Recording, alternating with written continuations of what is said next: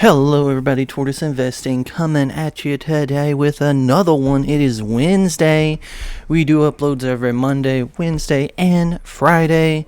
If you are new, please hit that like and subscribe button. Join the 146 current subscribers on this journey of hitting financial freedom one day.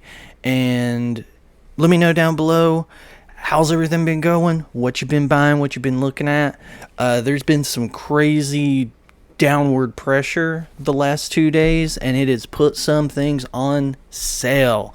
So today's video is going to be me going over 10 holdings that I feel are at great entry points and are on pretty decent sales. So let's go ahead and jump into stock number one. I tried to organize these by sector, so we're starting off with the healthcare. Johnson & Johnson below 160.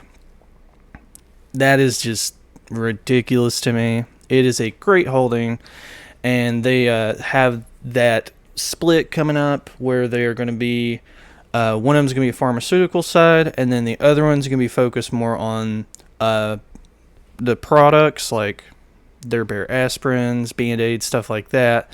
And I think it's going to benefit the company. But let's take a look at their financials here. They got a free cash flow of 4.3%. They have more cash than debt. You always want to see that. That is great. They have 2.82% dividend yield and a 66% payout ratio.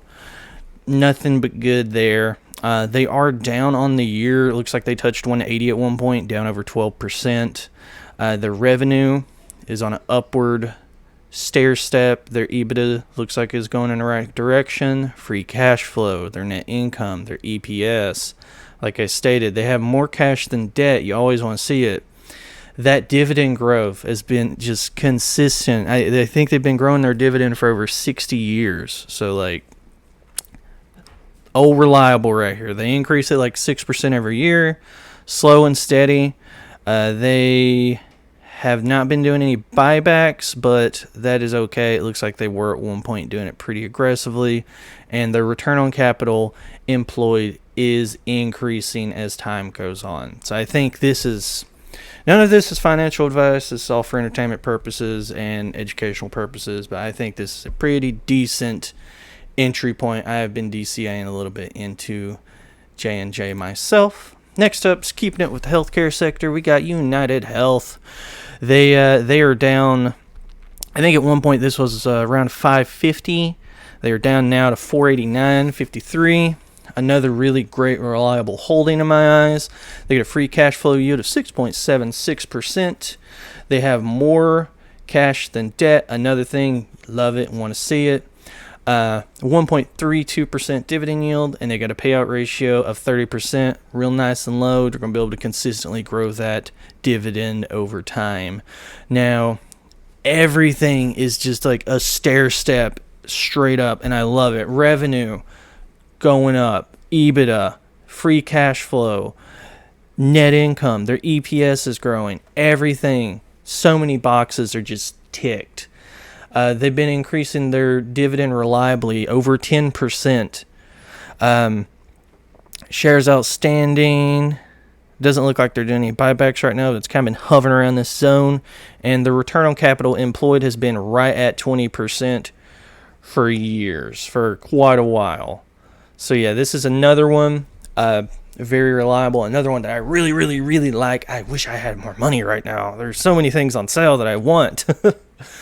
Next up, we got Moodys Corporation. This is one of the financial credit grading services. Very big favorite of Warren Buffett.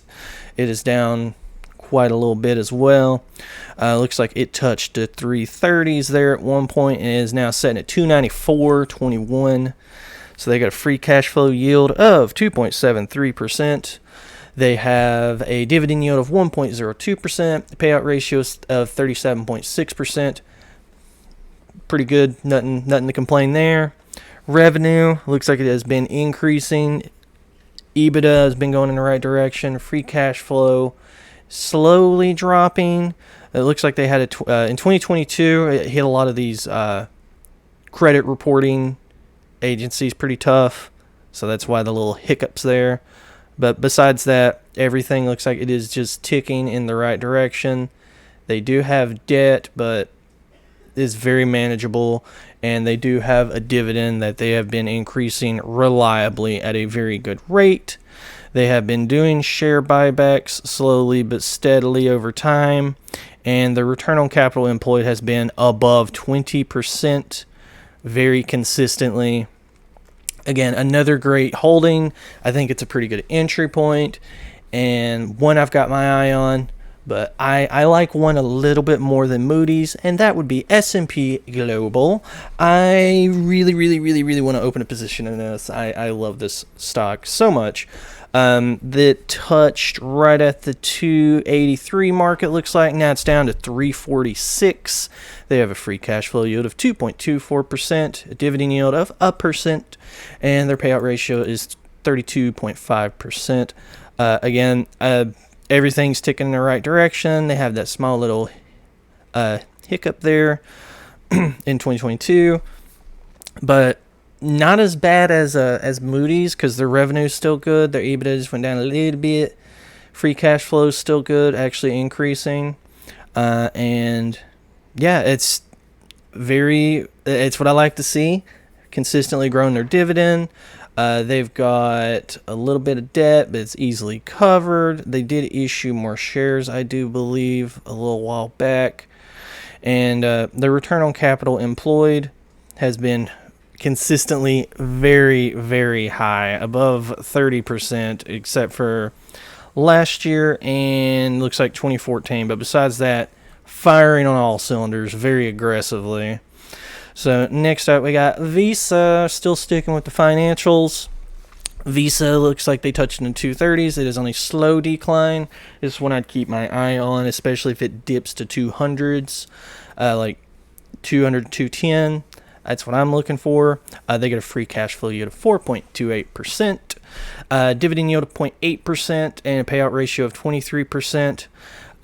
Everything is just going so well for them. Revenue, EBITDA, free cash flow, net income. You're noticing a trend here. I like things that generate reliable revenue, grow their EPS, have low debt, and grow their dividend with very reliable return on capital employed. I look for good, high-quality dividend stocks. And again, same thing as before, above 20% on the return on capital employed. Just so many things ticking in the right direction for Visa. Another company, very similar, MasterCard, down a little bit. Looks like it touched the 280s there at one point, down to 354. This is going to be another one we'll keep my eyeball on in case it hits around 330s.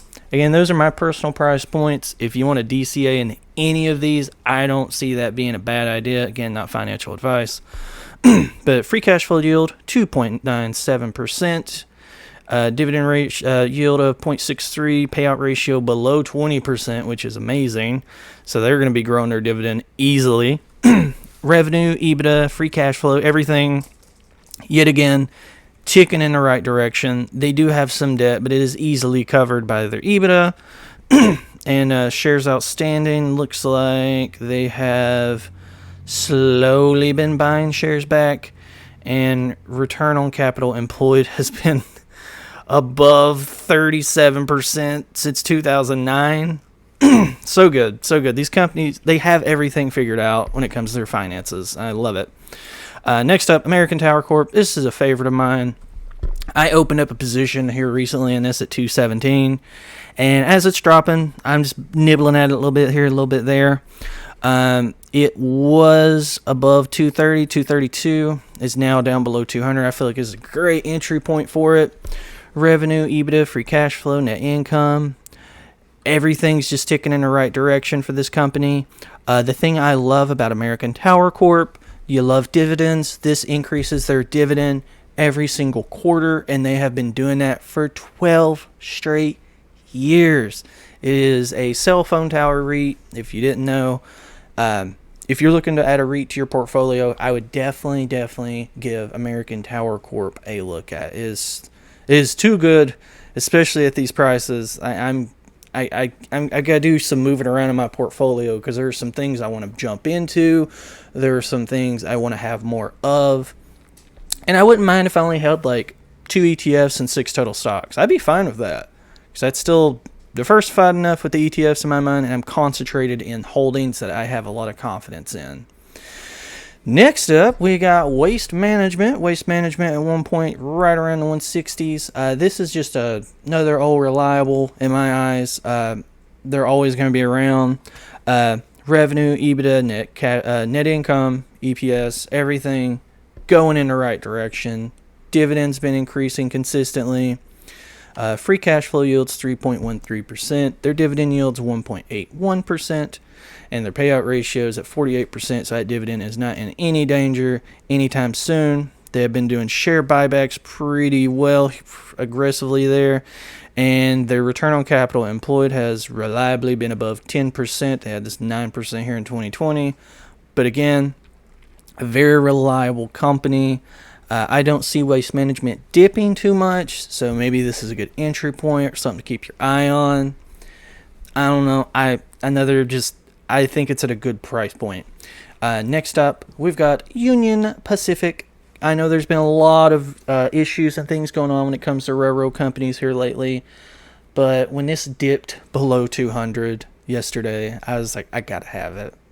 I gotta jump in.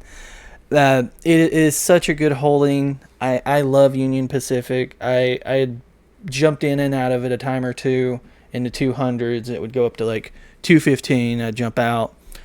But I stamped my foot down, and I did jump into this, I think, at 192. And I'm probably going to hang on to that for a good bit. It was around 215, as you can see here. Now down to 191. I feel like this is a great entry point, especially if you don't have any industrials or railroads in your portfolio. A lot of them are on sale because of all the derailments that have been going on here lately. Free cash flow yield is 4.9%. They got a dividend yield of 2.58%. A payout ratio of 45%. So nice and low. EBITDA, free cash flow, everything's been ticking in the right direction with them.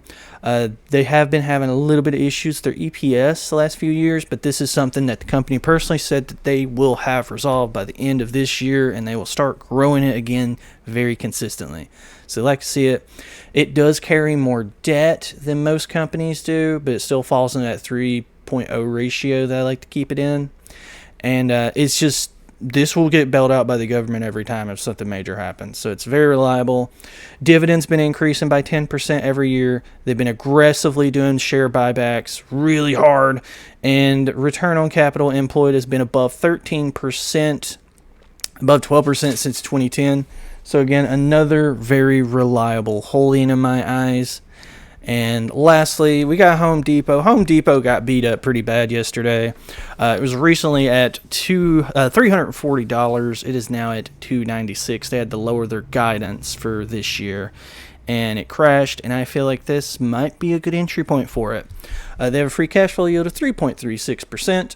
They got a dividend yield of 2.39%, a payout ratio of 45.8%. So very low. Going to be able to keep growing that dividend. Revenue has been increasing. The EBITDA has been going up. Free cash flow has been going up. Net income, EPS, everything seems to be ticking in the right direction. They do have debt, but it is easily manageable. Dividends been consistently going up by 10% or more. They've been doing share buybacks pretty well. And the return on capital employed has been above 20%. Look at that. Even 15% whenever things were really bad in the financial crisis. So yeah, they consistently stay above 30%, it looks like. But again, might be another good entry point. DCA through, see what happens. That's how I feel with all of these.